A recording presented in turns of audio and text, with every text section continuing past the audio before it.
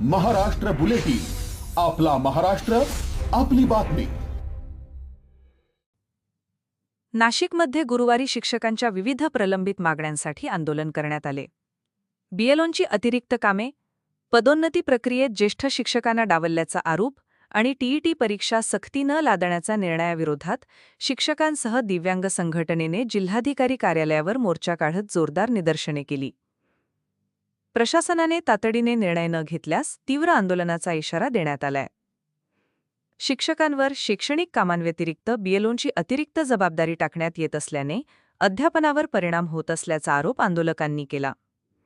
तसेच पदोन्नती प्रक्रियेत ज्येष्ठ शिक्षकांना डावलले जात असल्याबद्दल तीव्र नाराजी व्यक्त करण्यात आली. टीईटी परीक्षा सक्तीने लादण्याचा निर्णयही मागे घेण्याची मागणी यावेळी करण्यात आली.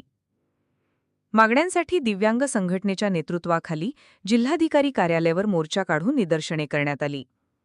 यावेळी दिव्यांग संघटनेचे राज्याध्यक्ष बाळासाहेब सोनवणे यांनी प्रशासनाला इशारा देत शिक्षक व दिव्यांगांच्या न्याय्य मागण्या तातडीने मान्य कराव्यात, अन्यथा राज्यभर तीव्र आंदोलन छेडण्यात येईल असा इशारा दिलाय. आणि आपल्या नाशिक जिल्ह्यामध्ये रोज एक पत्र निघतंय पदोन्नती संदर्भात 98, 96, 97, 1925 त्यानंतरचे नको. हे फार चुकीचं आहे, कारण इतर जिल्ह्यांमध्ये कोणीही अजून निर्णय घेतलेला नाही पदोन्नतीचा. याच्यामध्ये जे सिनियर शिक्षक आहेत त्यांच्यावर फार मोठ्या प्रमाणावर अन्याय होतोय.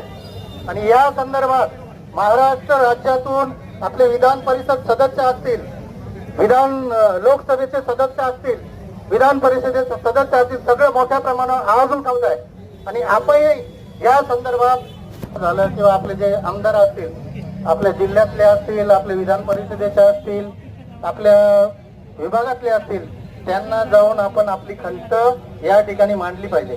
खरोखर आपण मांडलेली आहे संघटनेच्या माध्यमातून, पण हा प्रश्न पूर्णपणे त्यांच्याकडे गेलेला आहे.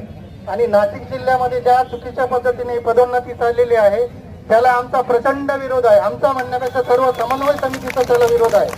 आणि पदोन्नती आम्ही कोणत्याही परिस्थितीत या निमित्तानं होऊ देणार नाही, याची प्रशासनाने दखल घेतली पाहिजे.